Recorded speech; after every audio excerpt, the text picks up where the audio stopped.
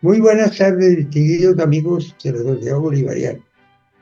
Tenemos hoy en día un tema sumamente interesante que es el de la batalla de Ayacucho y sus consecuencias. En realidad, como les dije, este es un momento en que se consolida la libertad de América. Y naturalmente, para muchos quieren tener eso como centro de su historia, pero en realidad fue un triunfo del libertador Simón Bolívar y sobre todo del mariscal Sucre. De manera que hoy vamos a tener una disertación sobre ese tema que la da el distinguido historiador y gran amigo Alberto Abello Moreno. Doctor Abello es un gran historiador periodista, miembro de la Academia Colombiana de Historia, de la Academia de Historia de Bogotá, de la Sociedad Bolivariana de Colombia, de la Academia del Pensamiento, de expresidentes del Centro de Estudios colombianos, exdirector de varios medios de comunicación, como El Nuevo Siglo, El Excelsior, La Nación, El Porvenir y la agencia de noticias FNA de los Estados Unidos. Entre otras escritoras que sobresalen Colombia y Redenta, Bolívar y Manuelita, Geopolítica del Caribe, Bolívar contrarrevolucionario, así como más de 200 ensayos de historia y política internacional. De manera que con mucho gusto y con gran orgullo le doy la palabra al doctor Alberto Abello. Miguel Santamaría, presidente de la Sociedad Bolivariana. Como siempre, agradezco mucho esta invitación, en donde yo accedí a hacer unos comentarios sobre la campaña libertadora que llevó a las tropas colombianas hasta el Perú. Eh, Cuando uno habla de estas cosas, fueron al Perú, que fueron a Quito, que fueron a Guayaquil, que fueron a no sé dónde, que tuvieron también disputas en el mar, en el Caribe, en el Pacífico, todo esto, eh, la gente no mide exactamente los tiempos que se estaban viviendo. Es que en aquellos entonces la movilización no era como la de hoy, que la gente va en un avión, alguna cosa no, era difícil, lenta y compleja. Pero en barco, según los expertos, los estrategas de aquella época, era 5 veces más rápido que la caballería. La caballería en las zonas nuestras no se podía desplegar de la misma forma que se desplegó la de Napoleón en terrenos planos, moviéndose a gran velocidad de vértigo y creando ataques por sorpresa, que fue lo que Napoleón hizo con su masa de soldados, todo esto, porque aquí los ríos, los valles, las montañas complicaban muchísimo las cordilleras, el movimiento de las tropas. Entonces, la guerra acá va a tener unas características propias, como lo va a tener también en Bolivia, lo va a tener en Argentina y Chile, lo va a tener en el Perú.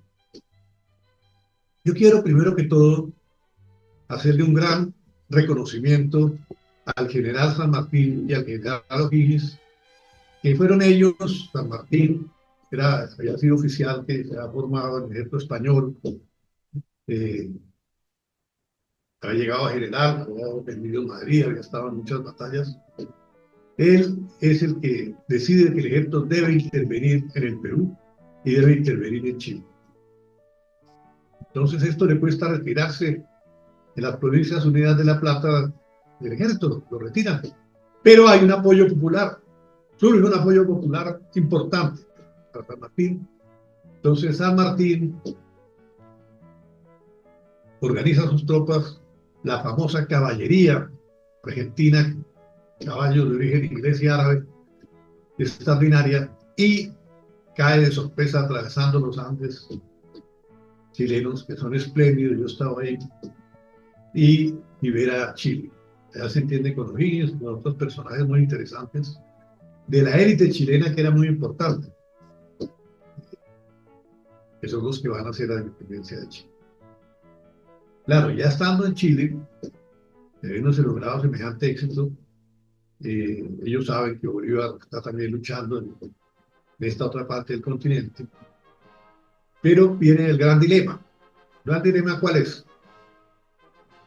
Primero, todo esto había estallado no por una premeditación de San Martín, no por una premeditación de Bolívar, no por una premeditación de los patriotas, sino porque Napoleón, ustedes saben muy bien, había invadido España, se había apoderado de España y que había quedado acéfala la monarquía en América, porque el dueño teóricamente no era el Estado español, sino era el rey de España, era en teoría el dueño de América y era el que dictaba ciertas disposiciones legales en torno a la América. Es verdad que antes había habido algunas pequeñas insurrecciones eh, parecidas a las mismas que se realizaron en España, reclamándose los impuestos, cosas de esas, pero no había un antecedente verdaderamente grande e importante de pedir la independencia. Entonces, ya cuando se toma Madrid y queda Céfaro al poder, pues se producen grandes cambios que van a aprovechar aquí en América, sobre todo Bolívar, que hasta ahora no había participado absolutamente en el proceso de independencia, porque en Venezuela habían llamado era Miranda, que era un general importantísimo. Miranda, Bolívar era un personaje, un aristócrata de sangre, de nacimiento y de actitud ante la vida, y estaba en una de sus haciendas retirado con su esposa, la sobrina la Marqués de Toro, parientes de él, y por un infortunio de la vida, ella contrae unas fiebres ahí en esa zona del país cálida, y la muchacha muere. Bolívar la adoraba, todos ustedes saben que fue un amor tremendo, un amor de 16 años. Bolívar era una persona avanzada en todos, avanzada en amores, avanzada en actitud ante la vida, avanzada en experiencias. Es decir, era increíble cómo asimilaba y cómo tomaba actitudes importantes ante la vida. Y él había soñado en hacer un hogar con esta señora y se le muere. Entonces no puede tener hijos, no puede tener lo que pensaba, no puede llevar la vida de hacendado que llevar, administrar las minas, administrar la ganadería, administrar los cacautales que tenían, y se interesa un poco en la política. Él había tenido contacto ya en Europa, muy jovencito, con gentes muy importantes de Europa, que estaban ligados a los efectos que tuvo la Revolución Francesa y a personajes muy controvertidos como Simón Rodríguez, que estaba ligado a todo eso, y a muchos otros también, e inclusive a un personaje que él había conocido en Caracas muy joven y que se había destacado en el mundo, que es el Barón Humboldt. Saben que se considera desde el punto de vista científico que el gran descubridor de América fue el Barón Humboldt, después de Colón. Entonces, Humboldt habla con Bolívar y hablan de la independencia, y Humboldt le dice, mire, tiene que aparecer alguien que sea el que libere estos países y tal, pero no se imaginó que pudiera ser Bolívar. Bolívar era en ese momento un dandy, se divertía mucho, iba al Place Pigalle en París, conocía a todas las muchachas del Place Pigalle, se divertía con ellas, jugaba, era un hacendado próspero, entre otras cosas para atraer un poco a la familia de la que fue su mujer, le regaló varias cuadras de cacao. El cacao, como ustedes saben, se vendía en Europa como oro en polvo. Entonces, por eso hay la palabra gran cacao. Bolívar era un gran cacao, un tipo que llegaba con esas bolsas de cacao, le daban oro, pero además tenía minas. Bueno, entonces, Bolívar casi naufraga con la muerte de su esposa, fue para él un golpe espantoso. Muchos de sus biógrafos no mencionan eso porque les parece una debilidad de Bolívar, hay que presentarlo como un hombre que no tenía ninguna debilidad, no, le dolió muchísimo, le dolió terriblemente y juró que jamás se volvería a casar con otra mujer, y lo cumplió. Ustedes se imaginan Bolívar, un hombre poderoso, un hombre que libera varios países, admirado por el mundo entero, hubiera podido casar con una mujer que le diera la gana, la que hubiera querido. No, él prefirió tener a una jovencita que va a conocer en Quito, muy bella, encantadora, que también tenía su tragedia porque ella la habían llevado a un convento sin tener ninguna vocación, solo para que no tuviera novio, alguna cosa de esas. Y como había misa, ahí llegó un hijo de un científico francés, se enamoraron y como las novelas, salió del convento a caballo ahí con él y tuvieron una experiencia que no fue tan grata para ella. La verdad que prefirió abandonar, entonces no continuó esa pequeña telenovela con ella, sino que ella va a regresar a Quito, eh, la familia, que una familia influyente, inclusive emparentados con la Casa de Valencia, de Popayán, y una serie de probabilidades, eh, hacen un matrimonio de conveniencia con un inglés importante, de medicina, vivía en Lima, rico, galante, y además la va a adorar. Desde ya, ustedes ya saben quién es, Lolita Sáenz, pues se casa con él y se van a vivir a Lima. Y esas cosas del destino de ese matrimonio la lleva a conocer a San Martín. Y una íntima amiga de ella seduce a San Martín. Entonces, Manuelita conoce todo lo que pasa, absolutamente todo en Lima, las intrigas políticas de todo tipo y todas esas cosas. Entonces ella capta algo que confunde inclusive a algunos historiadores y muchas personas, y es que el virreinato de Lima, junto con el de México, eran los más poderosos que había en el continente. Es decir, hay un Hamilton, que se ganó un premio Nobel, hizo un estudio sobre la minería en el Perú y en estos países, y muestra cómo la cantidad de oro que salió de Lima causó un traumatismo mundial en las monedas, inclusive hasta en la propia China. Y desde luego en España causó problemas enormes. Y fuera de eso, un gran poeta español, en un solo poemita, en un verso pequeño, define la situación. Usted sabe que Quevedo es uno de los más grandes poetas que ha dado la humanidad, diría yo. Y él dice: poderoso caballero dondinera, madre, nace en las Indias honrado y viene a morir en España para ser en Génova enterrado.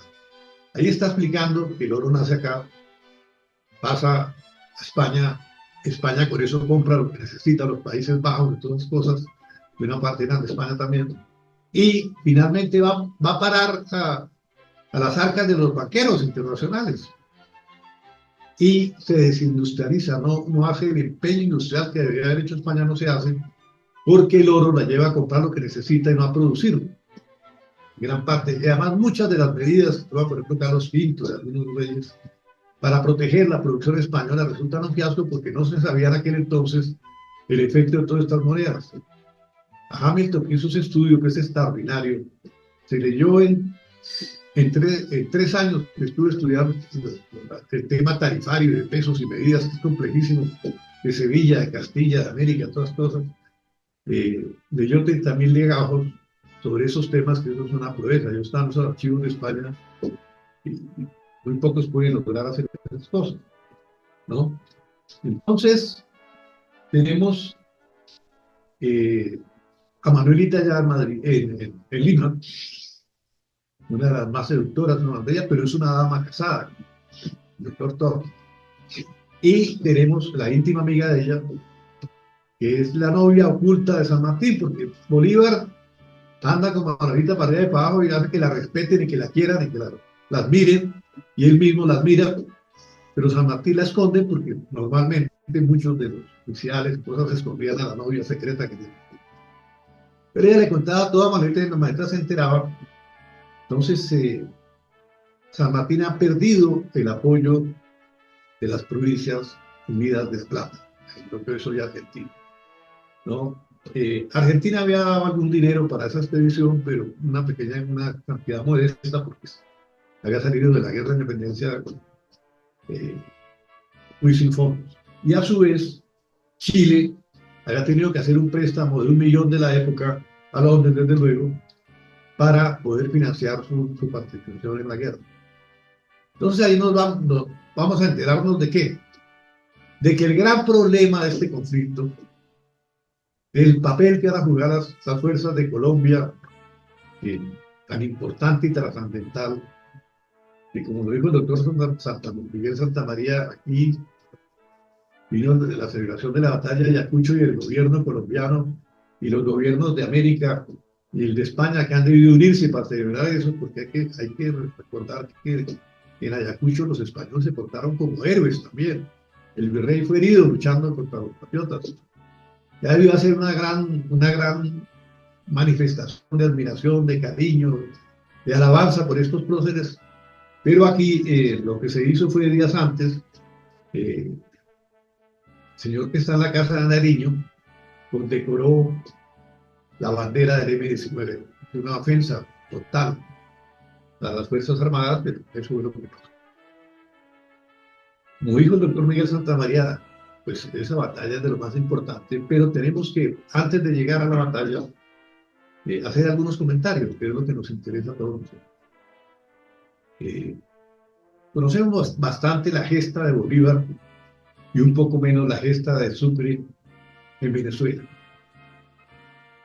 Sabemos quién era Bolívar, quién era Sucre,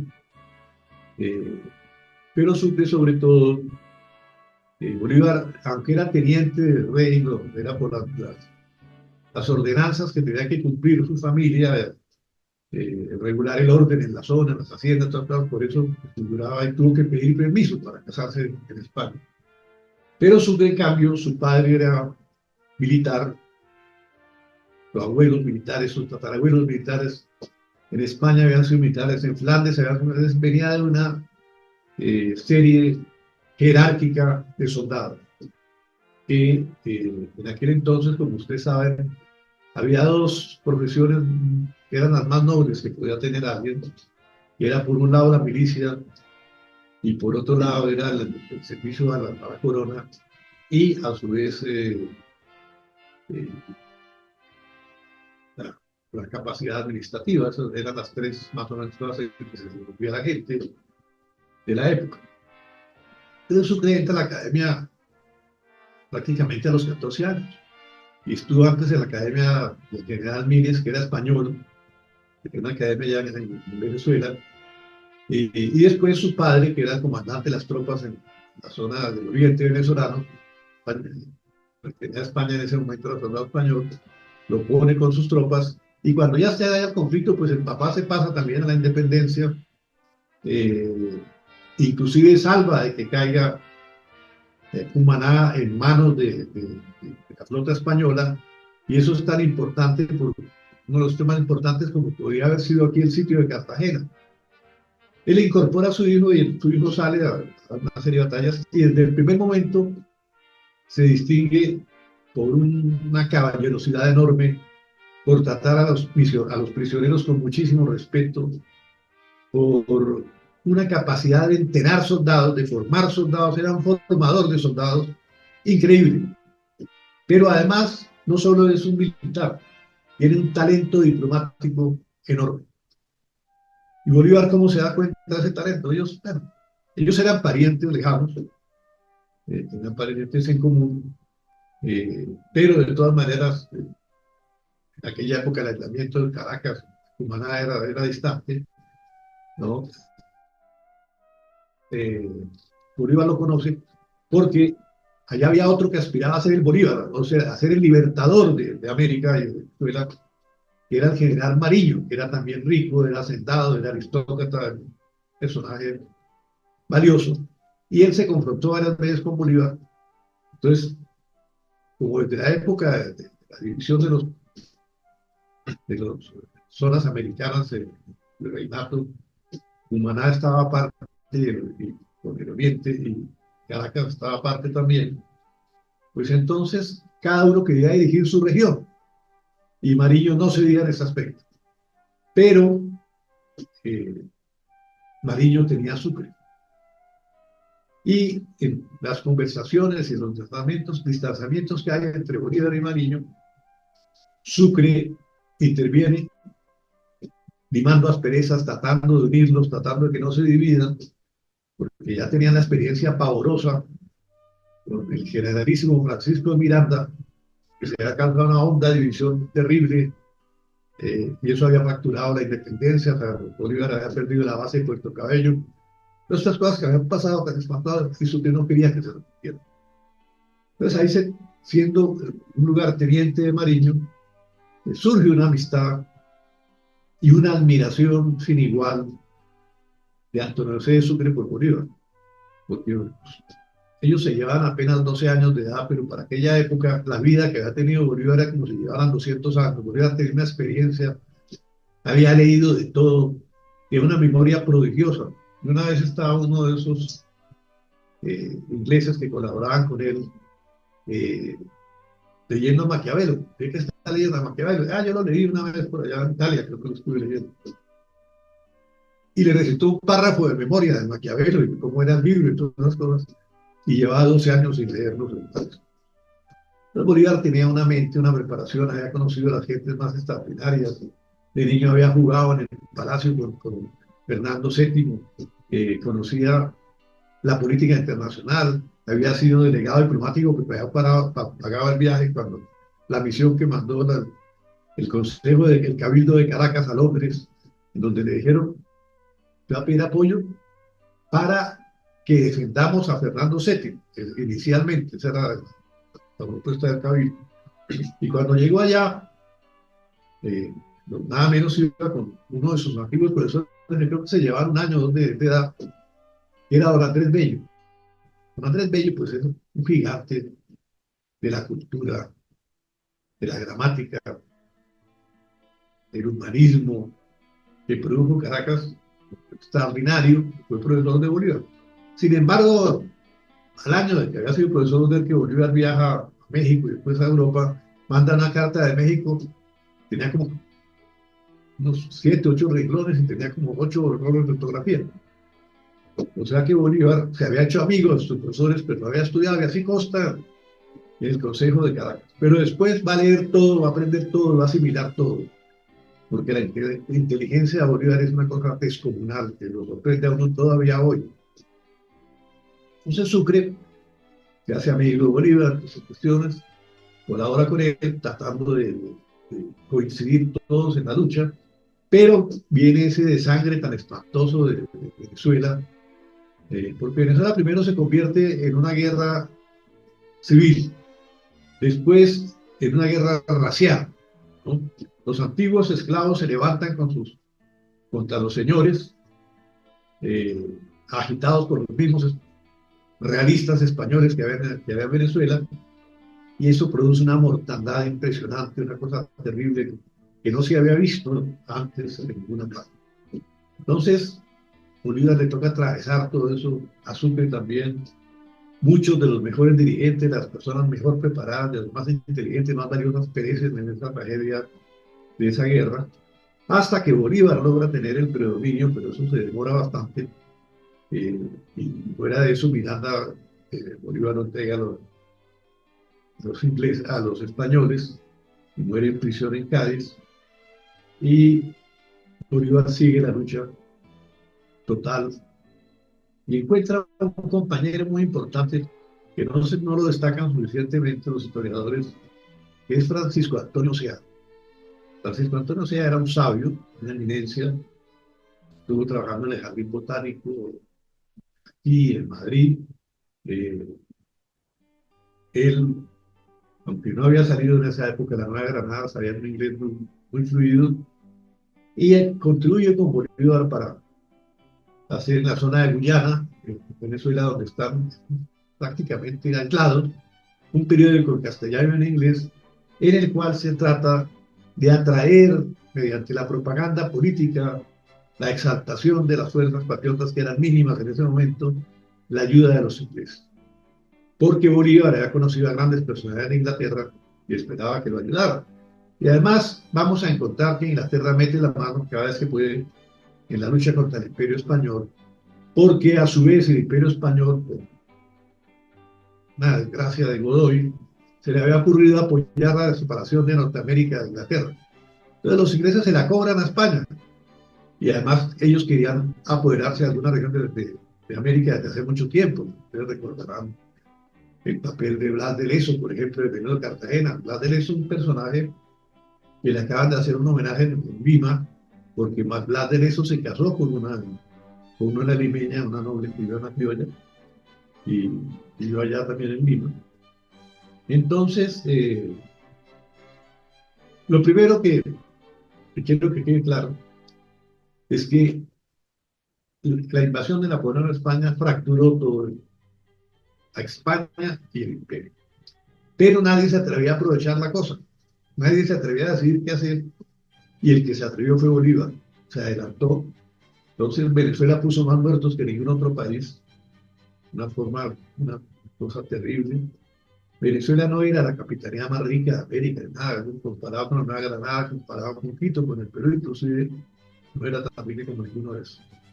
En cambio, el Perú sí tenía fronteras con lo que es hoy Argentina, con Chile, con todos estos países, con la Nueva Granada, con Brasil.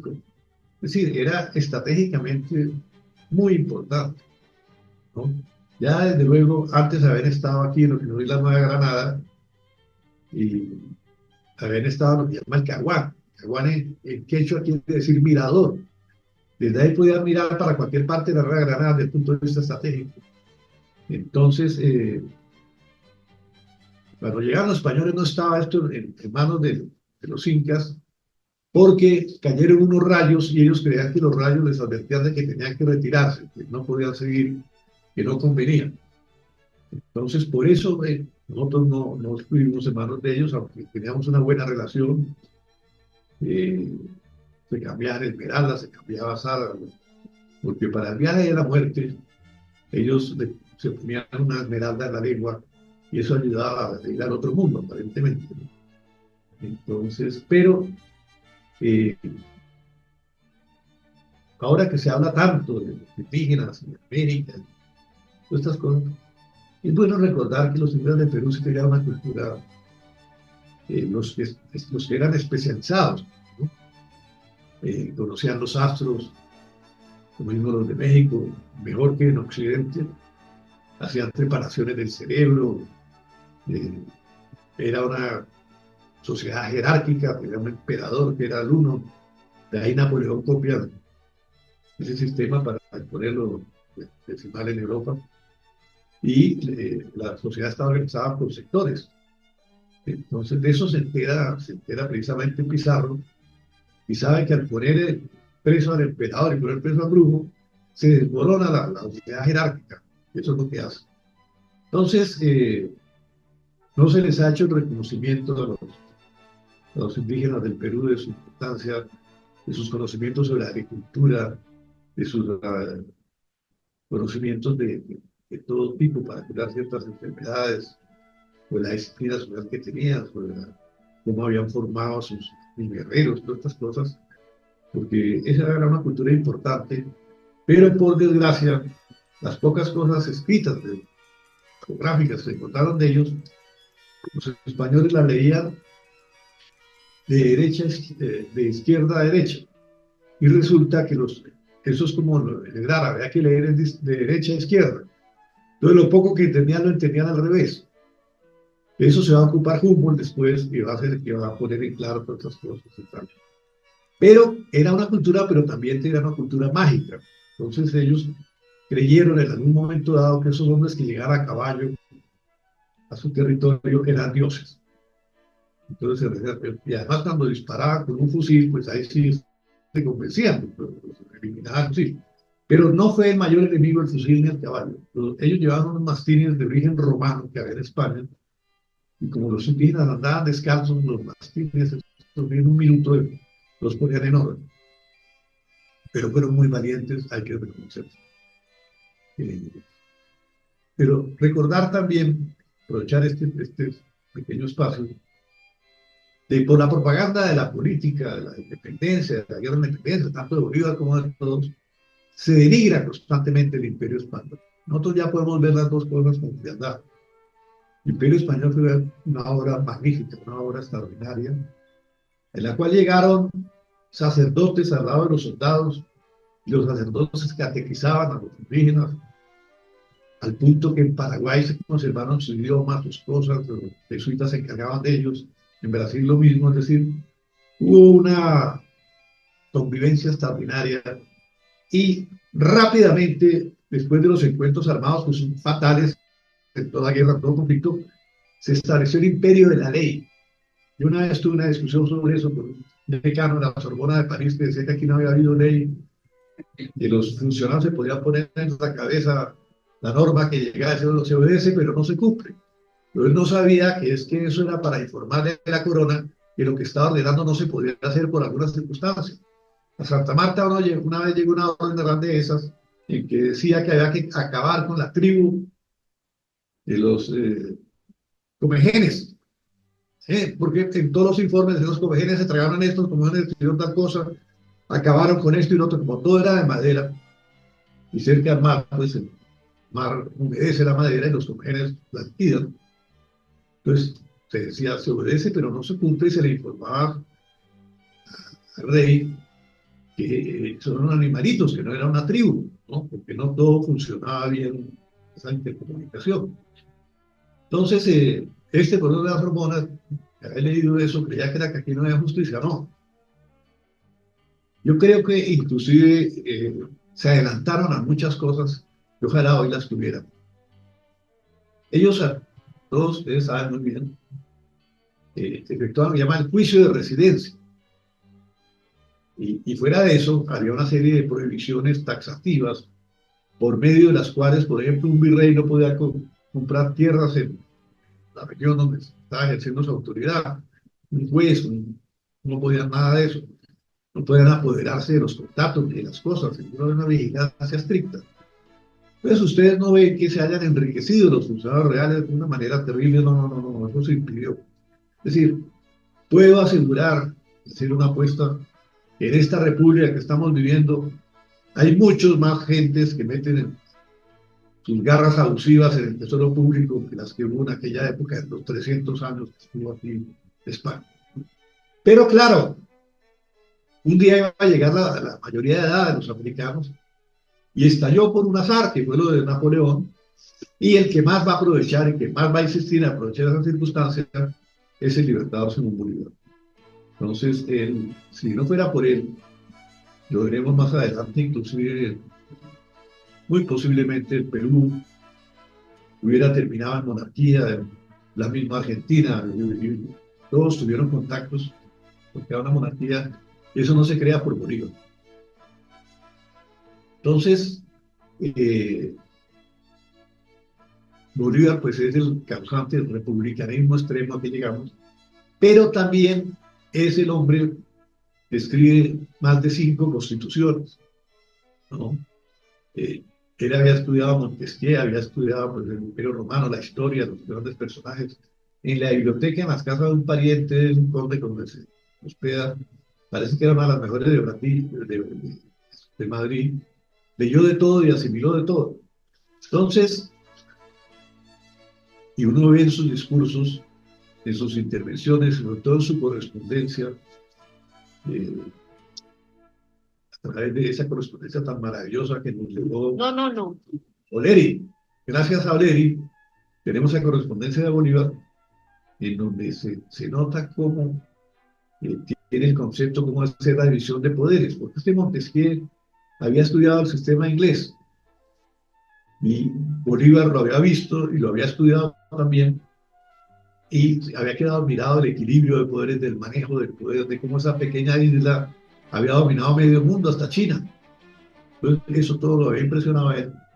Y él quiere hacer de los americanos y de los países que él libera y les da su constitución, pueblos libres, pueblos donde se cumpla con severidad los deberes del buen ciudadano, e inclusive clama por crear aquí en esta región un poder moral, un cuarto poder, ¿no? Fuera del judicial, del ejecutivo, parlamentario, todas esas cosas, es un cuarto poder, que es el poder moral, porque él creía que es necesario que haya una censura moral de la gente, que señale al corrupto, que señale al malvado, que señale al farsante, al pernicioso, para sacarlo del poder. Pero no solo eso, tanto Bolívar como Sucre dan un ejemplo de decoro, de dignidad personal, de respeto por el dinero del Estado.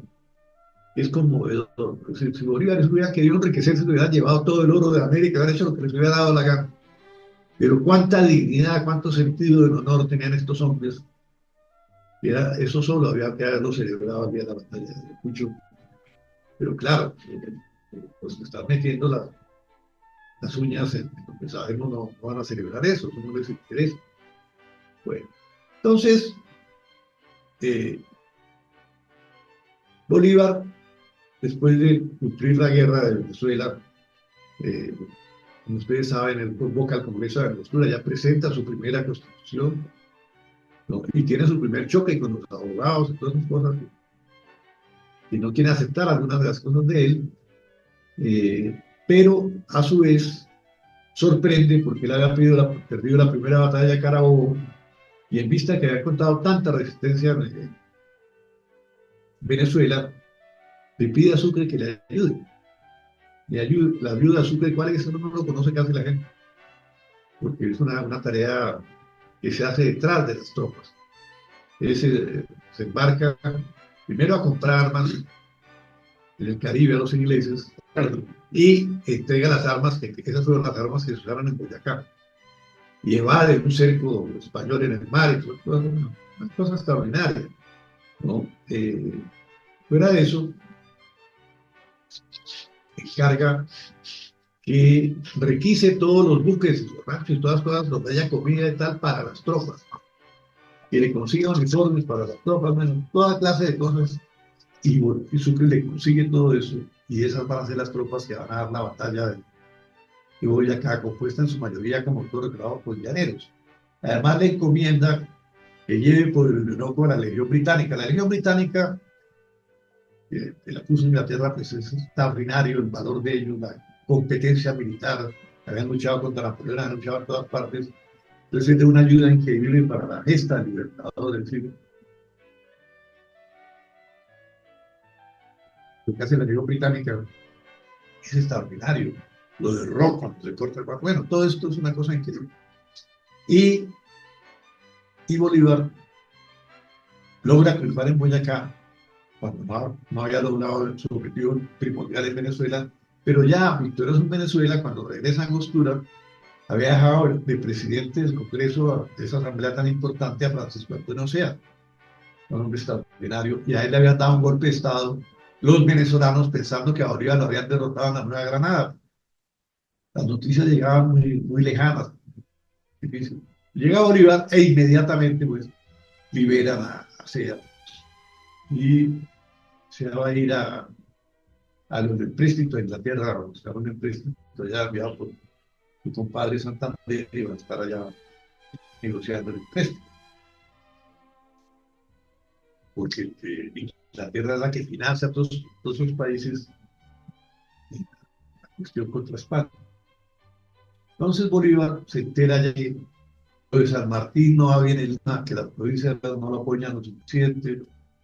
Entonces él quiere darle el apoyo a San Martín para que se consolide como gobernante en el Perú, porque teme que caer el Perú en manos de la monarquía española, pues tarde o temprano caerá Colombia. ¿Por qué? La Nueva Granada. Porque toda la región del Cauca para allá, hasta Quito, casi todos eran monarcas. Un monarquismo total. Respetable, por cierto, esa era la legitimidad en ese momento. Y no aceptaban de ninguna manera la independencia. Fuera de eso, las mujeres de esas regiones, de un valor, de una temeridad, luchaban como los hombres más casi a veces. Entonces ahí detuvieron a Bolívar varias veces. Todos los esfuerzos para la independencia llegaban hasta ahí, bueno. Ustedes recordarán muy bien lo que le pasó a don Antonio Nariño. Don Antonio Nariño tuvo la intuición genial de que hay que sofocar a los pastusos para poder hacer la independencia nuestra y apoyar a Quito. Pero se le atravesaron los pastusos y lo cogieron preso. Estuvo en los calabozos allá en España por cuenta de ellos, que quedaron allá. Hizo que le salvó la vida a un Santa Cruz ahí, porque lo iban a fusilar. Bueno, entonces a Bolívar lo paran ahí una y otra vez. Es una cosa horrible, porque esa era zona de influencia antiguamente de los incas. Entonces ellos tenían unas tendencias doblemente monárquicas, por lo indígena y por lo español, ¿no? Y eso pasa también en Quito y pasa en el Perú. Entonces, Bolívar prácticamente logrará la independencia. En la Nueva Granada se convoca al Congreso de Cúcuta, acordado una Angostura, y allí presenta una constitución que prácticamente ni se estudia, pero algunas de las cosas de las aprueba. Sin embargo, no tenía autorización para dirigir tropas fuera de la Nueva Granada.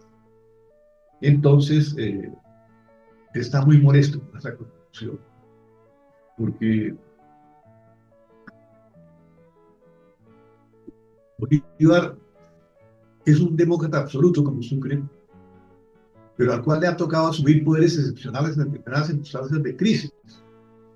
Bolívar precisamente le habían dado todos los poderes, habían nombrado capitán general, dictador, bueno, jefe supremo, cuánta cosa hay, y él renunció todo eso a la costura. Él creó el Consejo de Estado, los poderes, bueno. Entonces, él considera que la democracia es lo máximo. Inclusive en una de sus arengas en el Perú, dice, por los siglos de los siglos, los pueblos solo han luchado impulsados por los reyes.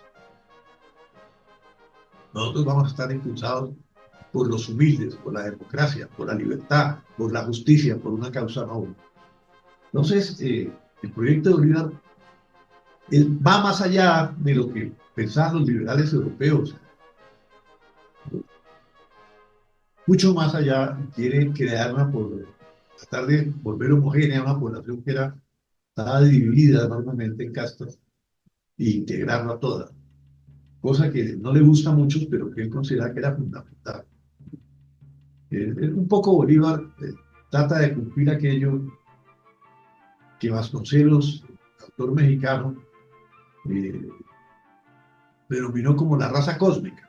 Esta mezcla de indígenas, de blancos, de negros, de toda clase en América, en estos calores infernales, tal que producir un superhombre, un hombre superior, ¿no? Entonces Bolívar creía todas estas cosas y inclusive le ordena a una parienta de él que se case con un personaje de origen modesto, pero muy, muy importante allá en Caracas, siendo su primera aristócrata. Porque él entendía que en estos climas tan difíciles, eh, la mezcla racial era importante y tendía a crear un hombre superior. Entonces, él hasta en ese campo de la biología interviene con mucho entusiasmo y mucha fe en el futuro de esta raza americana, que ha producido hombres notables. Y, por ejemplo, en este momento, quiero recordar, hace poco acá en Colombia, uno de los médicos más eminentes estuvo siempre buscando vacuna contra la malaria y una serie de enfermedades. Yo fui amigo de él, a veces me invitaba. A él le habían ayudado los reyes de España, no los actuales sino los anteriores. Juan Carlos le había dado fundación de él, le había dado un dinero. Y yo lo acompañaba en las secciones solemnes, sin ser científico ni nada, pero estaba apoyando en todas estas cosas. Y he visto que me he enterado por los hijos eh, que el gobierno actual les iba a cerrar los centros de investigación que él tenía, ¿no? Entonces, una infamia total. Colombia tiene que apoyar a sus hombres ilustres, porque ser ilustre no es solo tener fuerza, tener capacidad de saltar y de gritar, pero también tener sabios, ¿no? Tener como personajes como los que hemos tenido nosotros, el inventor del marcapasos, por ejemplo, es un colombiano, doctor Raymond Pombo. Entonces, esta gente, esta estirpe era la que añoraba a Bolívar, siquiera, y que por fortuna ha tenido Colombia, pero aquí no nos apoyan, aquí todo el mundo es hacer de zancadilla, aquí todo el mundo es a maltratar la inteligencia. Bueno, eso es una... Bolívar sí creía en el futuro de nuestros investigadores, en nuestra gente creativa, en nuestra gente inteligente y en nuestra raza. Entonces, Bolívar comprende que si el Perú cae en manos de los realistas de nuevo, pues mañana Quito caerá, los Pastusos caerán, la Nueva Granada caerá y Venezuela también, que sería pues la destrucción de todos sus sueños. Él llevaba peleando ya más de 10 años y no podía que se desplomara eso.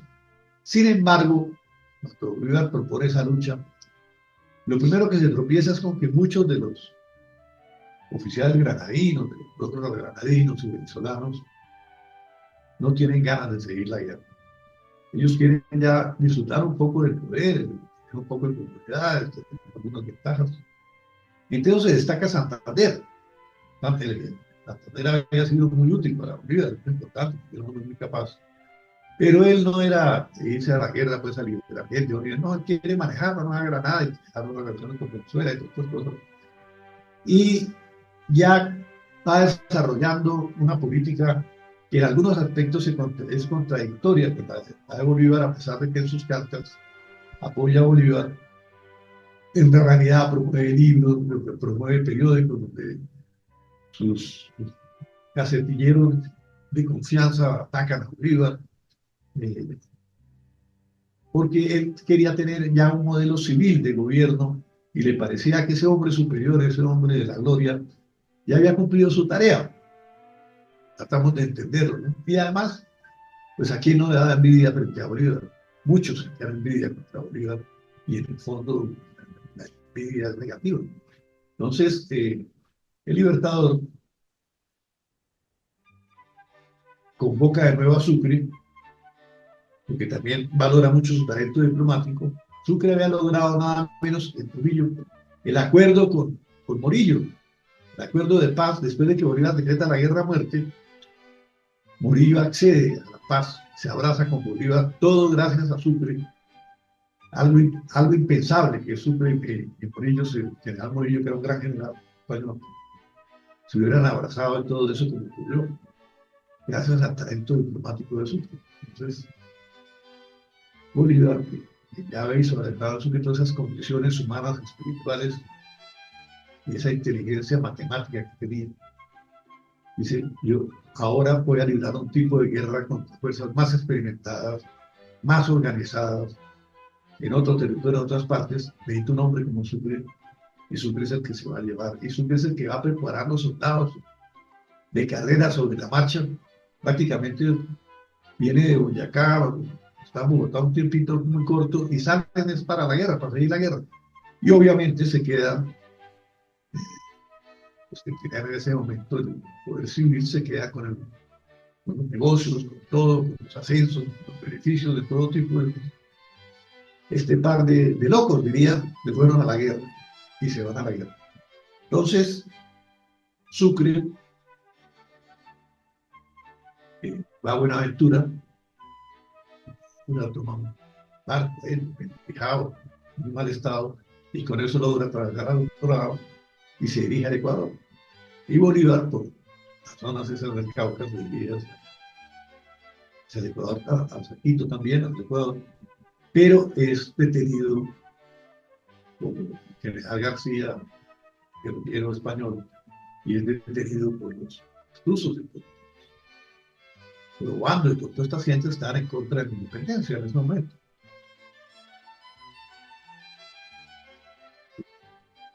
A Sucre le toca, no le llegan refuerzos y escasos de dinero, con unos soldados que llevan prácticamente en calzoncillos, a veces no eran ni para la camisa, con armas muy modestas, y se atreven a meterse en ese territorio que desconocían, a pesar de que Bolívar había estado leyendo una geografía del Perú, del Perú, de las cosas, porque también, con mucho método, habían hablado con mucha gente, con todas las regiones, pero llegar uno ya de repente a una batalla, pues, puede encontrar una emboscada, puede encontrar una sorpresa, bueno, es terrible, pero eso no nos detiene nada, es una hazaña permanente, es decir, cada minuto están cumpliendo una parte. Y entonces va a ocurrir algo singular, y es que como Bolívar no puede traspasar esas montañas del Cauca, Sucre tiene que enfrentarse a los realistas que hay en Quito. Inclusive en el primer momento, el general Mírez, que había sido el general Mírez era español, pero ha pasado a los patriotas, porque las cartas de la guerra civil es que hay unos patriotas que son españoles, otros americanos que son patriotas de la monarquía y tal. ¿No? Después de la guerra de liberación fue otra cosa. Entonces, se apresura a perseguir a unos soldados a caballo que lo están esperando y cae en una celada terrible y las pocas fuerzas que llevaba Sucre casi las pierde todas ahí, en la primera emboscada que encontró. Y eso es muy interesante porque es cuando se ve quién es un gran hombre. El gran hombre se ve sobre todo en las grandes dificultades, en los momentos en que cualquiera hubiera sucumbido, incluso se hubiera hasta rendido, se hubiera retirado. Y Sucre no, Sucre negocia un armisticio, inmediatamente principia a buscar más gente, a recuperarse, a ordenar, a entrenar, a buscar armas y consigue dar una batalla decisiva y es de las más grandiosas también que se ha dado, a 4.000 y pico metros de altura, nada menos, nadie había dado batallas a esa altura jamás, allá solo las águilas y los cóndores. Entonces, es la batalla de Pichincha, una zona de volcanes en torno a Quito. Desde abajo ven la gente, la batalla es una batalla formidable. En la batalla inclusive estuvo Córdoba y trató de hacer una maniobra, como acaba de hacer después en Ayacucho, pero le falló. Ese era otro temible oficial por el valor y todos que tenían un valor temerario. Las mejores fuerzas que ha tenido la América estaban ahí. Entonces, pero tienen que devolverse a conseguir que dejen pasar a Bolívar. Entonces, entra a la zona y va a despejar paso de todas esas cosas y Bolívar puede pasar y estar con él aquí. En Quito, hacen un desfile, una gran marcha. La gente, el júbilo de los quiteños fue extraordinario con Bolívar. La gente de Quito, o sea, los ecuatorianos, cuanto podían aportar económicamente, lo aportaron para que siguiera la guerra y tal. Y hay una dama, una dama, que le lanza unas flores a Bolívar que va en el desfile y dan el blanco, él las coge en la mano y mira hacia el balcón donde se las tiran y unos ojos que, como luceros que lo impactan para siempre. Y esa noche, el doctor Larrea, un hombre muy importante, eminente, entonces la presenta, ella era amiga de Sucre, pues la conocí. Y bailan, y bailan, y bailan, danzan a Bolívar. Después del combate lo que más le gustaba era danzar, ¿no? Y entonces danzan y habla, él era muy parlanchín, y preguntaba y preguntaba. Y ella le cuenta muchos secretos que nadie de los que estaban ahí sabían de la política de Quito y del gaste de haya sufrido San Martín y todo eso. Y eso lo preocupa mucho de la posibilidad que hay, porque se enteran también en esos días, ellos no son los únicos que están trabajando por la libertad. En Guayaquil los propios guaraqueños se dan la libertad con los medios. Esto va a escribir ese famoso canto a Bolívar. Entonces, esto pues es muy grave porque hay la posibilidad de que San Martín apoye la creación de la República del Sur, que sería Panamá, Guayaquil y Perú, dominando la costa pacífica y parte del Atlántico también con Panamá. Entonces, Bolívar, que antes de que se inventara la geopolítica, ya estaba en la geopolítica, se preocupa muchísimo y manda de inmediato a Sucre y Guayaquil a que los convenzan que más bien se unen a Colombia. Y Sucre va muchas dificultades y con muchos tropiezos, pero con esa habilidad diplomática y con ese talento que tenía, convence a los de Guayaquil que se unan a Colombia y no a Perú, ni a Quito. Entonces, es un triunfo diplomático, pero descomunal. Guayaquil era el puerto que tiene todo el sur de Colombia. Entonces, ese triunfo de Sucre pues nos convence más a Bolívar de que es el hombre que debe dirigir las operaciones más importantes, más trascendentales junto con él, y de que avance primero al Perú mientras él se queda en Quito tratando de represar las fuerzas, y sobre todo de conseguir recursos de Santander que maneja la Nueva Granada. Pues la Nueva Granada estaba por una parte arruinada y por otra Santander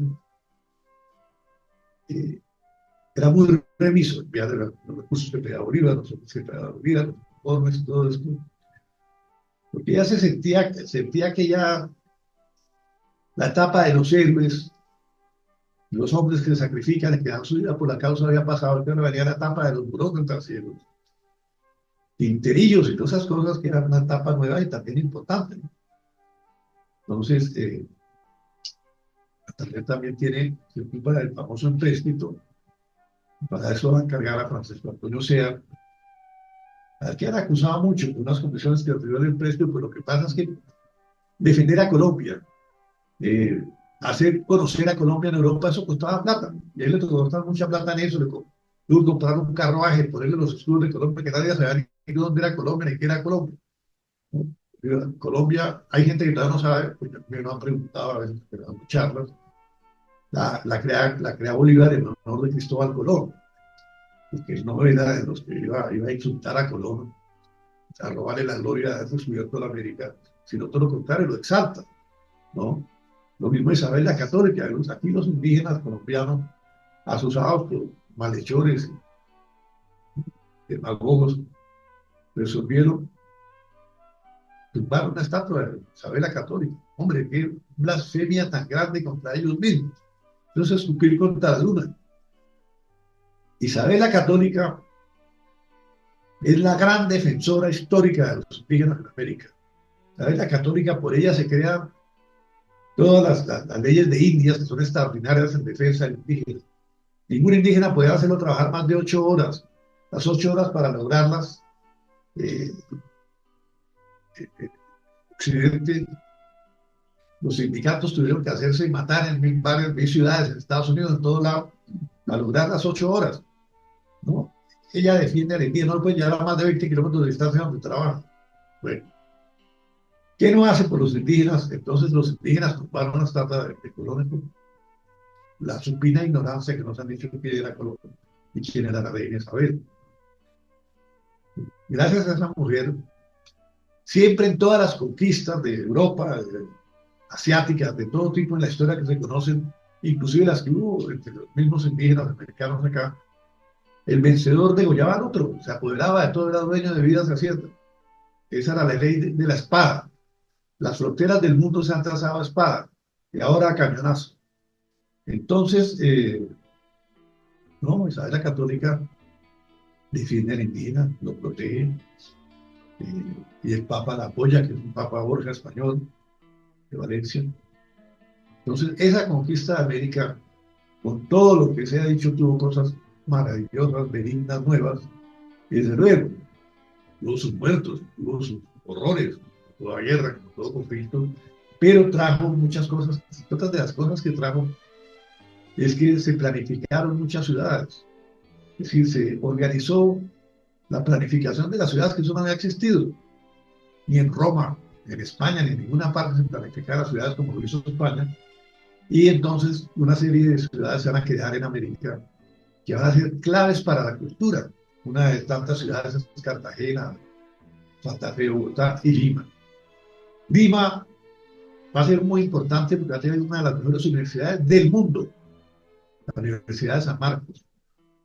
Va a tener colegios fabulosos, va a tener conventos impresionantes, bibliotecas maravillosas, gente de una cultura superior. Entonces, ese era el Imperio Español. Pero ya sabemos que por cuenta de Napoleón se va a desplomar. Pues no quiere decir y podemos negar que ese imperio fue muy importante desde el punto de vista humanístico, religioso, y tal. Así, claro, tiene sus cosas, sus desventajas, ¿no? Mientras hubo orden y hubo cultura y hubo posibilidades y organización social y desarrollo, pues todo iba bien, pero al mismo tiempo eh, no hubo los grandes debates que se presentan en Europa, por ejemplo, con el luteranismo, con otras filosofías y otras cosas, sino que también se mantuvo en una misma orientación ecuménica permanente del este imperio, pero muy importante esa orientación. Entonces, eh, Bolívar está ahí en Quito, se entera de todas estas cosas, le da esa misión a Sucre, y como no le llegan los refuerzos bueno, también era muy lejos, ¿no? Entonces, sin enviar refuerzos desde Bogotá a caballo y a pie, pues eso era complicadísimo. Prepararlos, vestirlos, llevarlos, es una tarea titánica. Entonces, Bolívar manda a Sucre a que se entienda con las autoridades del Perú para que, en caso de que San Martín se vaya, hay el famoso encuentro de San Martín con Bolívar, ¿no? Hay que saltarnos de esa San Martín que le propuso Bolívar en el último caso, que se ponía bajo las órdenes de él.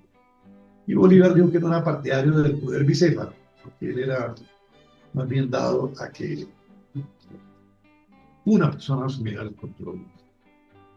Y como ya no tenía tropas para prácticamente San Martín, ya no le habían negado la ayuda de las Provincias Unidas y Chile había mermado su ayuda. Chile seguía prestando ayuda muy valiosa.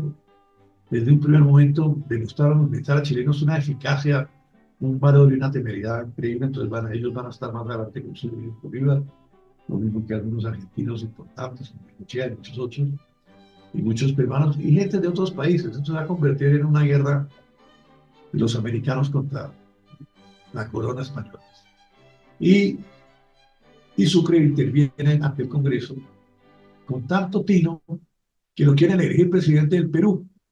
No, señores, yo no vine aquí a ser presidente de nada. Entonces, al comandante, no, no, no, no. Hay un tesoro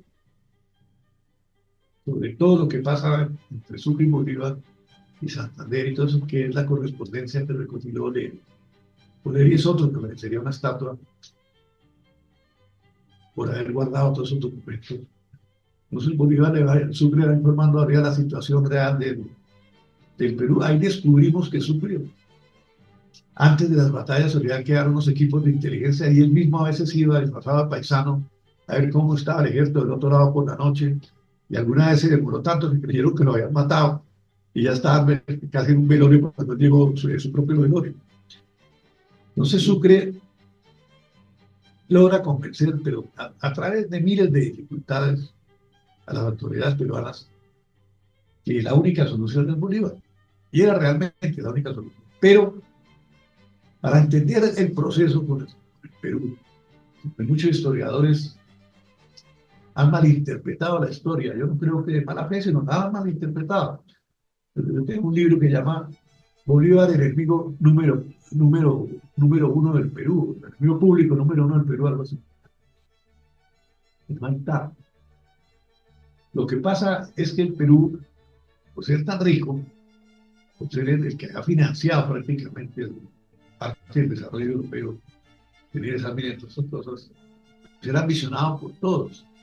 Pero a su vez, el Perú tenía una nobleza que no tenía en el resto de países de América. Es decir, tenía condes, tenía toda clase de varones de todo tipo, gentes muy ricas, muy poderosas, algunos de origen indígena. Tenían ese famoso escritor Garcilaso de la Vega, y fue extraordinario. Entonces, en Lima y en el Perú, en medio de esa gesta de independencia, mucha gente sigue siendo partidaria de la corona. Entonces, cuando llega Bolívar allá, Sucre, eh, van a tropezar con unos políticos, como los políticos de todas partes, que están jugando a doble carta. Unos están jugando a volver una monarquía Perú, en el caso de que acá sea la República, o alejar a las tropas colombianas, traicionar a San Martín. porque en algunos casos se sienten ocupados por estas tropas que ellos mismos han convocado para que les ayuden. Entonces, el terreno del Perú es muy complejo, demasiado complejo. Sucre logra moverse muy bien ahí, pero también se tropieza con grandes dificultades. Y en una carta que le dije a Bolívar hay un párrafo que lo explica todo. En general, hay aquí algunos que no nos ven como libertadores, sino como conquistadores. Y era natural, hay que entender a la gente del Perú, a las personas del Perú, porque hasta ese momento todas las guerras habían sido guerras de conquista, guerras por economía, guerras por finanzas, pero no guerras por la libertad. Los primeros que dan una guerra por la libertad, y eso tiene que figurar en todos los anales de la historia de la humanidad, en verdadera escala, son Sucre y Bolívar, ¿no? Bolívar no, y Sucre no fueron a saquear las riquezas del Perú, no fueron a apoderarse de las tierras del Perú, de la riqueza, no, fueron a libertar al Perú. Pero, como no había un ejemplo de eso, había dudas, había molestias, había muchas cosas. Entonces, inclusive antipatías. Yo el otro día yo conocí a Alan García, es un comentario, lo puedo hacer, un político muy interesante, el APRA peruano. Y un día vi un video en televisión donde él decía que Bolívar lo único que había hecho era fusilar y fusilar y fusilar, que detestaba a los peruanos, que no sé qué, ¿no? Y al final dice es que como era medio negrito, alguna cosa así. Entonces, imagínense la tez que podría tener Bolívar a caballo, durmiendo a veces en el campo, recibiendo el sol, la nieve. Hay una carta de Bolívar a Santander donde le dice, mire, aquí me ha dado Soroche, me ha dado de todo. He tenido como 3 etapas de periodos de locura total, porque esto es el horror, ¿no? Entonces, un hombre que, claro, era un aristócrata, había nacido en una alrededor de todas esas cosas, pero había pasado por todas las penurias que habían pasado los mismos llaneros, porque él las sufría con soldados. Bolívar una vez en el llano, nadaban muy bien esos llaneros, se hizo amarrar las manos a la espalda para recorrer un tramo de agua y demostrar que era mejor nadador que ellos, ¿no? Bueno, como jinete era incomparable también. Entonces él quería competir en todo con ellos para demostrar cómo era un jefe verdadero de esas montoneras.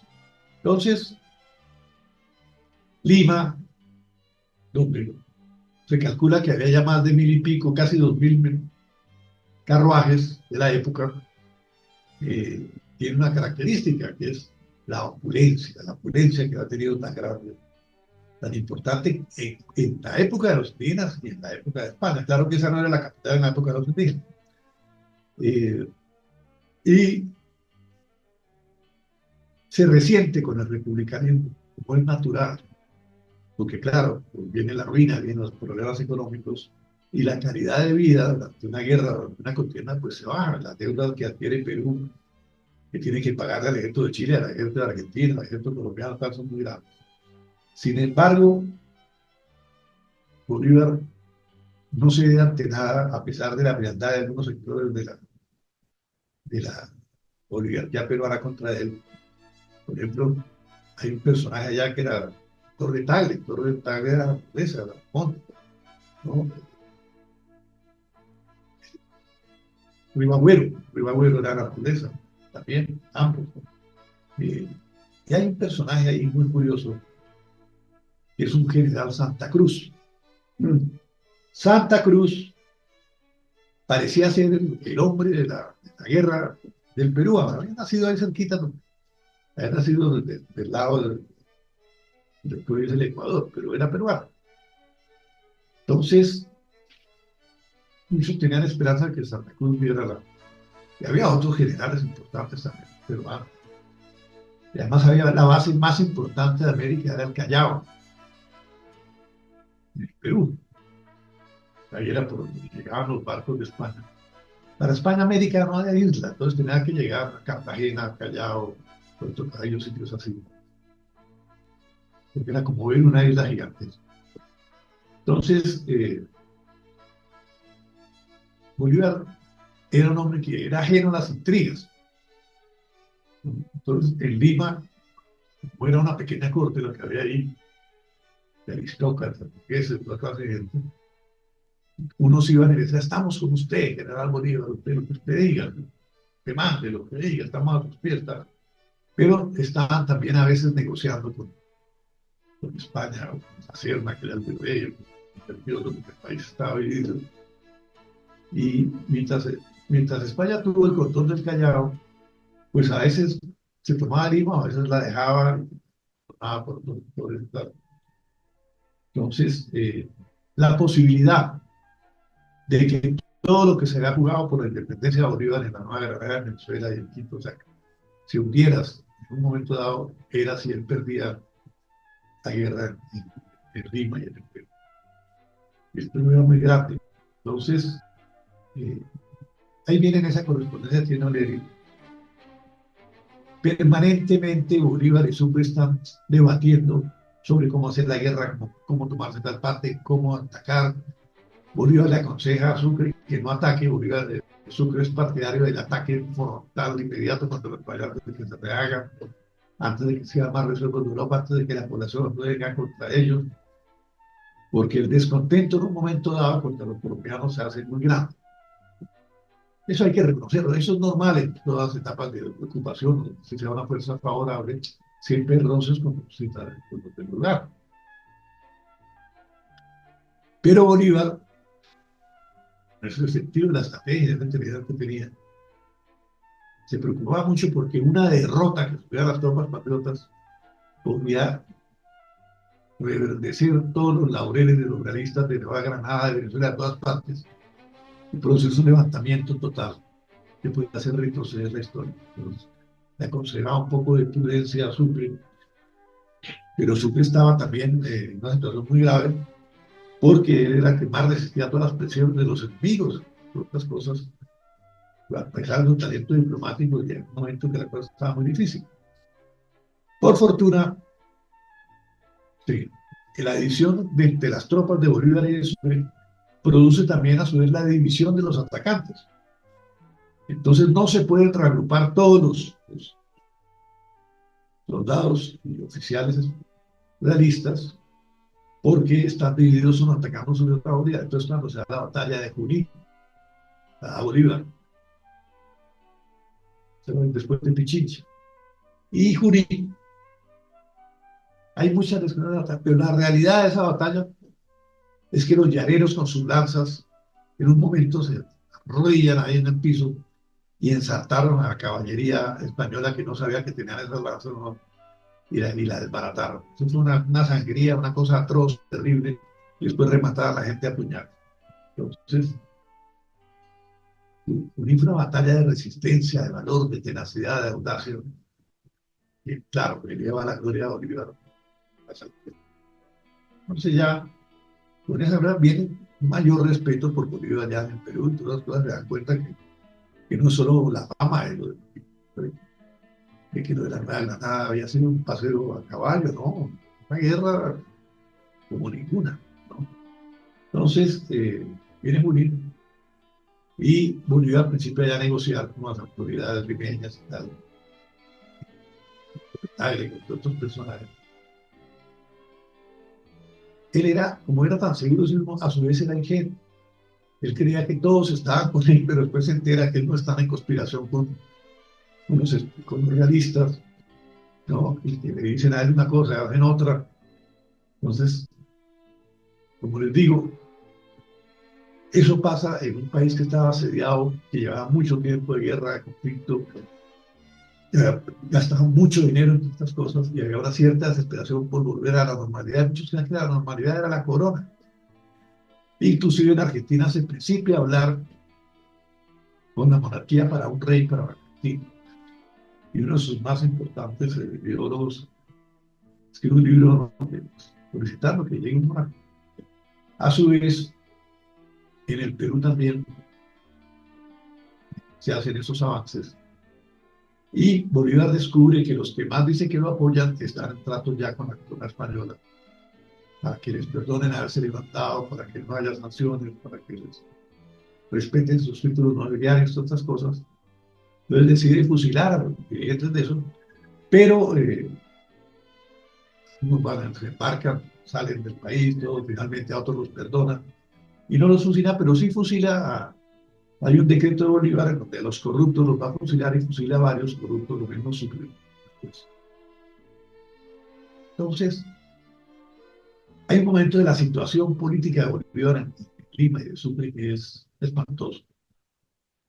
Santander no les manda los recursos que tienen, que quieren, y los soldados que reclaman, ni nada. Sus tropas están desgastadas. En Harapos, sus armas están ya casi obsoletas.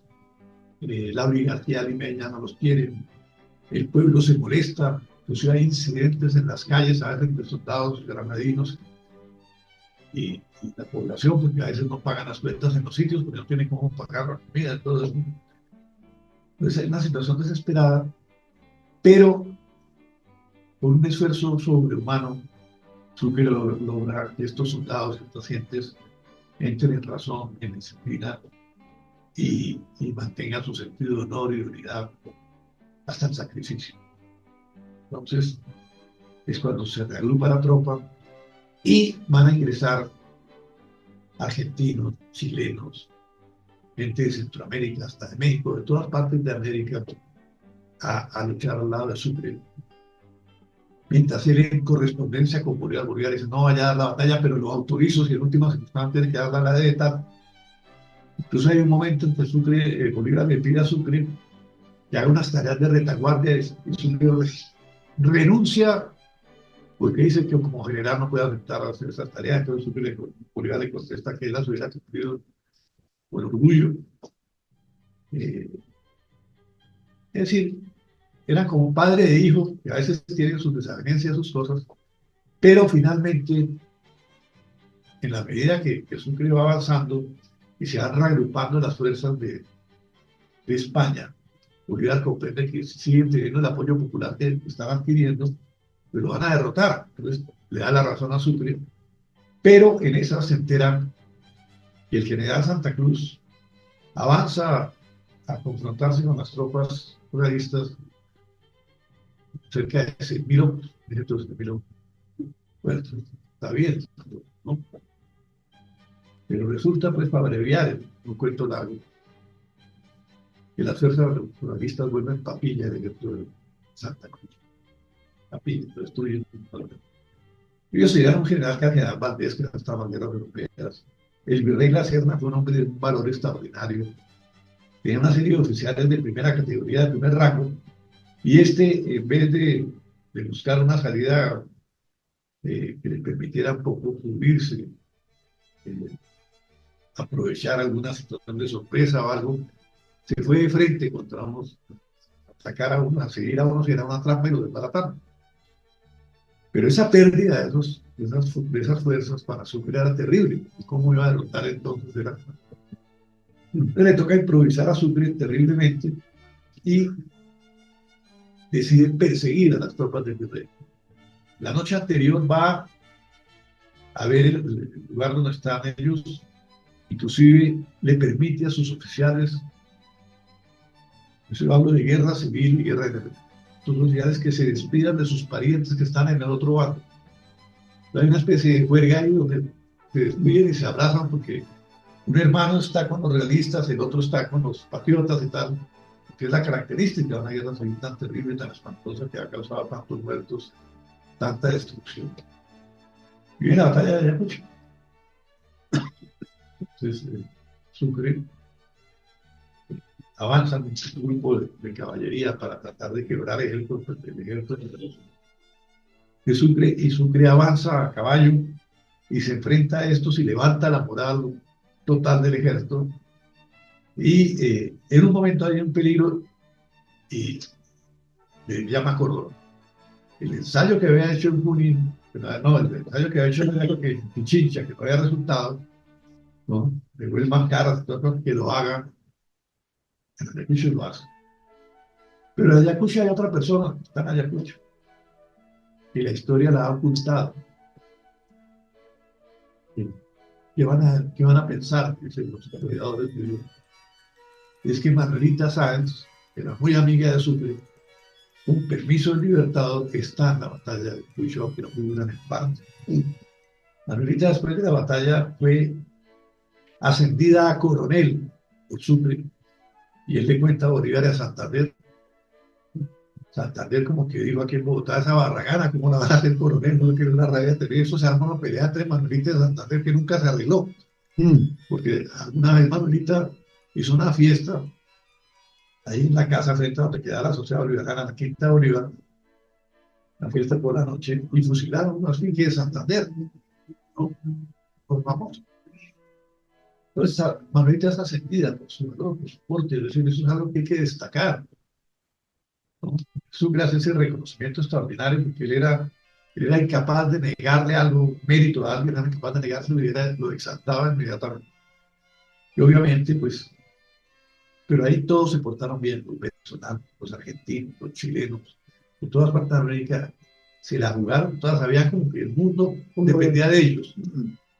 Y el virrey se la jugó toda, le pegaron 3 heridas en el estómago, la cierta. Sucre lo alcanzó a salvar de que no lo mataron, no lo asesinaron.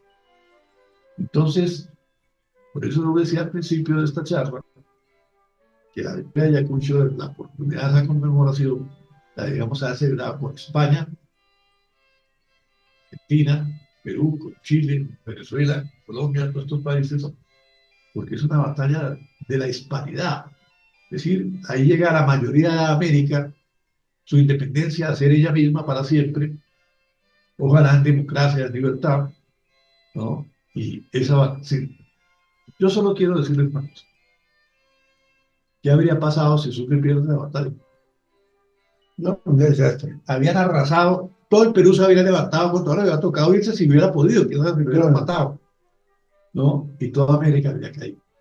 Entonces esa batalla, por eso el rey de Inglaterra, yo lo conté aquí, este sí no es el prólogo chiquito, el rey de Inglaterra cuando fue donde su almero en Londres, y le dio una espada rara, y dice, espada, ¿quién es? El mariscal Sucre, que me encargaron de la Nueva Granada, el Consejo de Bogotá, el Cabildo de Bogotá la mandó a hacer.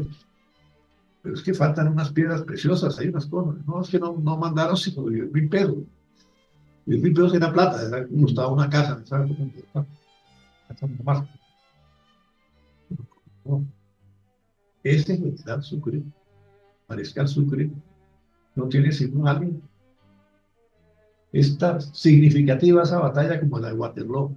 Esas son las 2 grandes batallas que ha habido en estos tiempos. Y yo pago lo que falte para hacer. Puso 13.000 pesos, más de lo que han puesto los granadinos, para que llevara los brillantes y las cosas que llevan para el Sucre, para hacerle el honor italiano.